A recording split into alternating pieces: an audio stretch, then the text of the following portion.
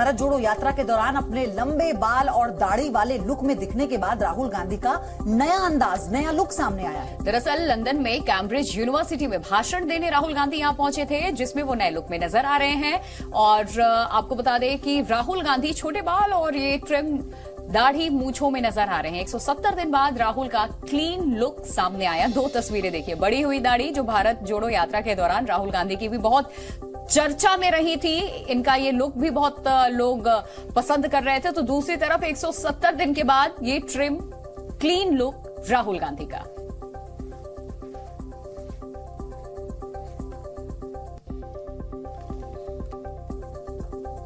और आगे अब खबरें आपको दिखाते हैं सिर्फ 90 सेकंड में। पहली खबर बिहार से है। बिहार के शिक्षा मंत्री प्रोफेसर चंद्रशेखर ने एक बार फिर रामचरितमानस पर विवादित बयान दिया है। उन्होंने इस बार मानस के कुछ हिस्सों की तुलना कचरे से की है। बिहार के शिक्षा मंत्री प्रोफेसर चंद्रशेखर एक बार फिर रामचरितमानस को लेकर विवादों में आ गए हैं। इस बार तो एक कदम आगे निकलते हुए उन्होंने मानस की कुछ चौपाइयों की तुलना कचरे से कर दी है। मैं ये मानता हूँ कि जो आपत्तिजनक अंश है, जिसको डॉक्टर लोहिया ने भी कहा है कि कुछ कचरे हैं रामचरितमानस में, कचरा को हटाओ, मगर कचरा हटाने में मोती मत फेंकना। भाई जब डॉक्टर लोहिया से बड़े आदमी है क्या? डॉक्टर भीमराव अम्बेडकर से बड़े आदमी है। रामायण मेला लगाते थे डॉक्टर लोहिया, लेकिन उन्होंने जो अपने किताब में लेखनी में कहा है कि बहुत अच्छी अच्छी चीजें हैं, रामायण मेला लगाने योग्य है, मगर कुछ कचरा को उसमें से हटाना चाहिए। सीधी बात है। इससे पहले भी रामचरितमानस पर विवादित बयान की शुरुआत बिहार के शिक्षा मंत्री प्रोफेसर चंद्रशेखर ने ही की थी। इसे लेकर महागठबंधन की पार्टी जेडीयू ने आपत्ति जताई है। जेडीयू विधायक संजीव सिंह ने कड़ा ऐतराज जताते हुए प्रोफेसर चंद्रशेखर को हिंदू धर्म छोड़ने की सलाह दी है। खुद सोचना चाहिए क्या कर रहे हैं। हम लोग घोर विरोध करते हैं और सारे हिंदू के खिलाफ है ये। अगर उनकी इच्छा है, धर्म से इतने नाखुश है, तो धर्म परिवर्तन ही कर लें, उनके लिए बेहतर होगा। आपके सरकार के शिक्षा मंत्री हैं। अरे छोड़िए, शिक्षा मंत्री है तो इसका मतलब थोड़ी अनाप शनाप हमारे धर्म के बारे में बोलेंगे। रामचरितमानस पर बिहार के मंत्री प्रोफेसर चंद्रशेखर से लेकर समाजवादी पार्टी के नेता स्वामी प्रसाद मौर्य तक विवादित बयान दे चुके हैं। वहीं कर्नाटक में बीजेपी विधायक ने टीपू सुल्तान को लेकर एक बार फिर विवादित बयान दिया। 1 मिनट में देखिए पूरी खबर, क्यों एक बार फिर टीपू सुल्तान की चर्चा हो रही है और मंत्री जी विवादों में हैं। कर्नाटक में टीपू सुल्तान पर विवाद थमने का नाम नहीं ले रहा है। कर्नाटक में टीपू सुल्तान बनाम वीर सावरकर के बाद अब टीपू सुल्तान बनाम शिवाजी महाराज पर सियासत शुरू हो गई है। विजयपुरा से बीजेपी विधायक बसंत गौड़ा पाटिल ने टीपू सुल्तान को लेकर विवादित बयान दिया है। बसंत गौड़ा पाटिल ने एक जनसभा को संबोधित करते हुए कहा कि सभी विधायक मुझसे पूछते हैं, आपके निर्वाचन क्षेत्र में 1 लाख टीपू सुल्तान हैं और आप शिवाजी महाराज के वंशज बीजापुर से कैसे जीत रहे हैं? कि मैं बीजापुर में कभी भी टीपू सुल्तान के वंशज नहीं जीत सकते। यहाँ सिर्फ शिवाजी महाराज के भगवा ध्वज वाले ही जीतेंगे।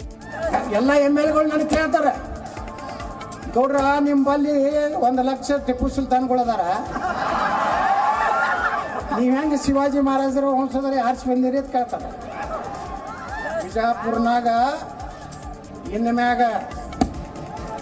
ಯಾರು ಟಿಪ್ಪು ಸುಲ್ತಾನ್ ಆರಿಸ್ಬಿಡುದಲ್ಲ, ಇಲ್ಲಿ ಆರಿಸ್ಬಿಡೋರು ಶಿವಾಜಿ ಮಹಾರಾಜರ ಭಗವಾ ಧ್ವಜ, ಹೌದಿಲ್ಲ? बसंत गौड़ा पाटिल के बयान में टीपू सुल्तान का मतलब मुसलमानों से था। बसंत गौड़ा पाटिल यही नहीं रुके, उन्होंने लोगों से मुसलमानों को वोट न देने की अपील की। यारो टिಪ್ಪು ಸುಲ್ತಾನ್ ಆರಿಸ್ಬಿಡುದಲ್ಲ, ಇಲ್ಲಿ ಆರಿಸ್ಬಿಡೋರು ಶಿವಾಜಿ ಮಹಾರಾಜರ ಭಗವಾ ಧ್ವಜ, ಹೌದಿಲ್ಲ? अगली खबर जो है बिहार से है, जहां मधुबनी में बिहार पुलिस पर सेना के एक जवान ने बुरी तरह से पीटने का आरोप लगाया है। 90 सेकंड में पूरा मामला समझिए। बिहार में सुशासन को लेकर सरकार लगातार दावे करती रहती है, लेकिन आए दिन सरकार के दावों की पोल पुलिस प्रशासन के लोग ही खोलते हैं। बिहार के मधुबनी से एक ऐसा ही मामला सामने आया है, जिसने बिहार पुलिस के दामन को दागदार कर दिया है। बिहार पुलिस ने सेना के जवान अमन राउत को बुरी तरह से पीटा है। थाना का गाड़ी यहाँ पे आया, बोला क्या कर रहे हैं, बात कर रहे हैं, इतना में बोला जाने के लिए, हम बोले जा रहे हैं, तब तक आ गया, पूरा लाठी चार्ज करने लगा यहाँ पे, पूरा यहाँ पे पूरा मारा है, पूरा ब्रेन के ऊपर। सेना के जवान ने मधेपुर थाना अध्यक्ष पर इसका आरोप लगाया है। जवान का आरोप है कि वो अपने पिता को दुकान पर खाना पहुंचाकर लौट रहा था। रास्ते में फोन आने पर सड़क किनारे खड़ा होकर बात करने लगा। इसी दौरान पुलिस पहुंची और पूछताछ करने लगी और फिर जमकर पिटाई कर दी। पुलिस ने डंडे से बेरहमी से पीटा।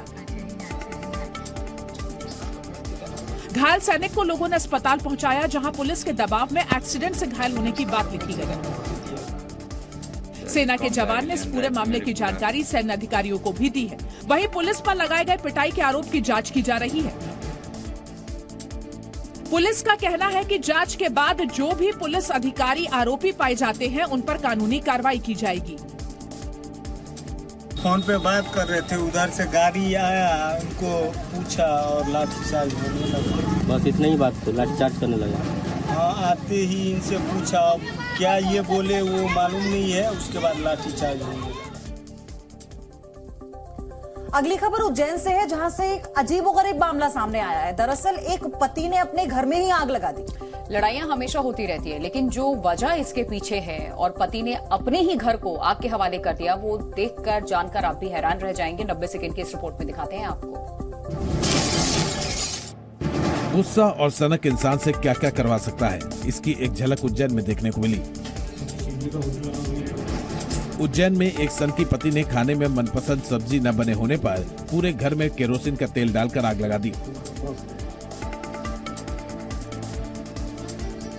जिसकी वजह से घर का ज्यादातर सामान जलकर राख हो गया। पत्नी ने इस मामले में पति के खिलाफ रिपोर्ट दर्ज करवाई है। पत्नी का कहना है कि आगजनी में करीब 10 लाख का नुकसान हुआ है और एक बाइक भी जली है। अब पूरे मामले में पुलिस ने पत्नी की शिकायत पर आरोपी पति की तलाश शुरू कर दी है। जिस वक्त पति ने घर में आग लगाई, उस वक्त उनका बेटा घर में नहीं था। पत्नी का आरोप है कि रविवार को उसका पति दोपहर को काम से घर आया, खाने के लिए खाना मांगा। खाने में दाल और रोटी थी।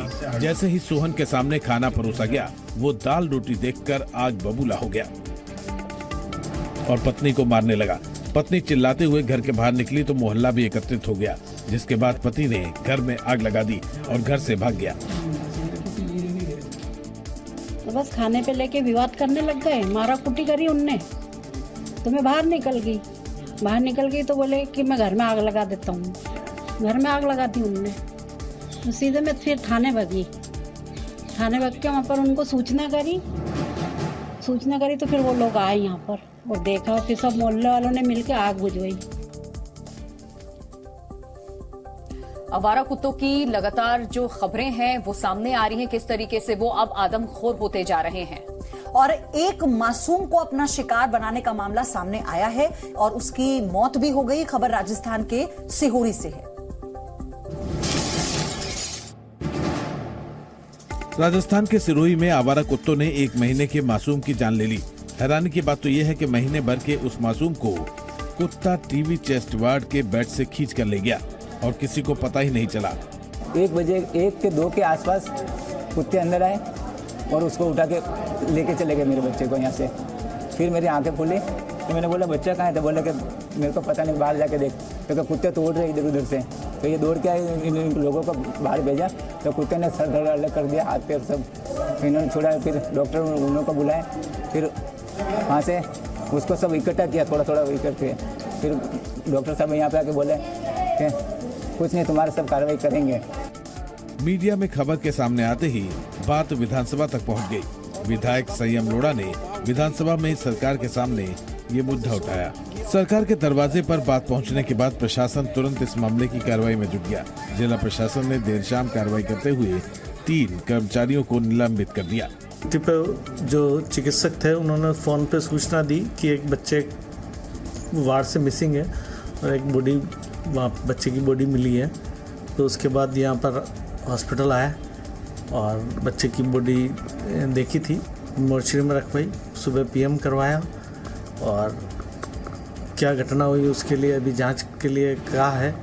जांच और फुटेज देख के फिर आगे बता सकते हैं कि क्या हुआ, कैसे हुआ। पिछले कुछ दिनों से पहाड़ों पर लगातार हो रही बर्फबारी के बाद मौसम खुशनुमा हो गया है और पर्यटक बर्फ में जमकर के मौज मस्ती भी कर रहे हैं। रिपोर्ट आपको दिखाते हैं। वादी चिनाब के कई इलाके बर्फबारी के बाद रंग बदलकर सफेद हो चुके हैं। जहां तक नजर दौड़ाएंगे वहां तक एक ही रंग आपकी आंखों में चमक उठेगा और आप इन तस्वीरों से नजर नहीं हटा पाएंगे। ये तस्वीरें गुलमर्ग और अनंतनाग की हैं, जिसके आगे स्विट्जरलैंड भी फेल है। बर्फबारी की इन तस्वीरों को देखकर लगता है जैसे कायनात ने अपने खजाने को यहाँ दिल खोल कर लुटाया है।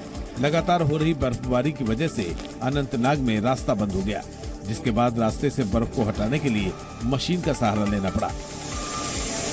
ऐसी ही तस्वीर पहाड़ों की रानी कहे जाने वाले शिमला में देखने को मिली। यहाँ पर मौसम ने करवट बदली, जिसके बाद शिमला में जमकर बर्फबारी हुई। पहाड़ों और पेड़ पर जमी बर्फ को देखकर लगता है मानो इन पर किसी ने सफेद मोतियों वाली झालर से सजावट की हो। मनाली में भी बर्फबारी का कुछ ऐसा ही नजारा देखने को मिला। बारिश बहुत अच्छी है, बर्फ बहुत अच्छी है, घूमने आने के लिए बहुत बढ़िया जगह है, बहुत बढ़िया जगह है। फोटो भी अपने कपल के साथ, अपनी फैमिली के साथ खिंचा सकते हो और मस्ट विजिट एक बार आप इधर आओ। बर्फबारी से अटल टनल के पास बर्फ की मोटी चादर जम गई, जिसका पर्यटकों ने अपने परिवार के साथ जमकर लुत्फ उठाया।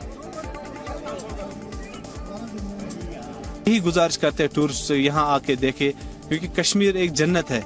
जन्नत का यही मतलब है कि यहाँ पे जैसे स्नोफॉल हो रहा है और स्नो भी है, यहाँ पे बहुत सारी एक्टिविटीज भी है, बहुत ही मजा आ रहा है। टूरिस्ट को हमारी गुजारिश यही रहेगी वो आए और यहाँ पे लुत्फ अंदोज हो जाए इस स्नोफॉल से।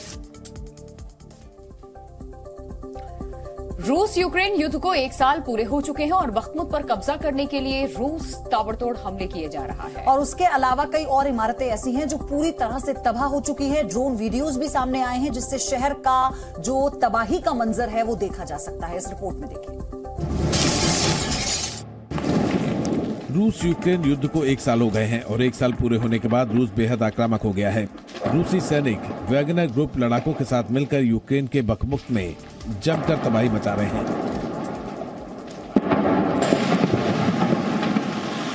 जिसकी गवाह ये तस्वीरें हैं। रूसी हमले की वजह से बख्मुत में ज्यादातर इमारतें क्षतिग्रस्त हो गई, तो कई इमारतें खंडहर हो गई और कई इमारतें आग का गोला बन गई हैं।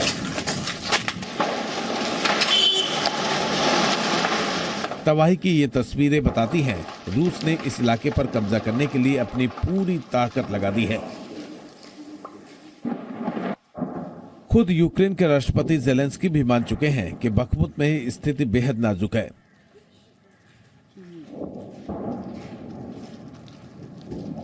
हालांकि यूक्रेन के सैनिक रूसी हमले का जवाब देने की पूरी कोशिश कर रहे हैं, लेकिन रूसी हमले के आगे ये चसीव यार इलाके का सबसे बड़ा सुपरमार्केट था,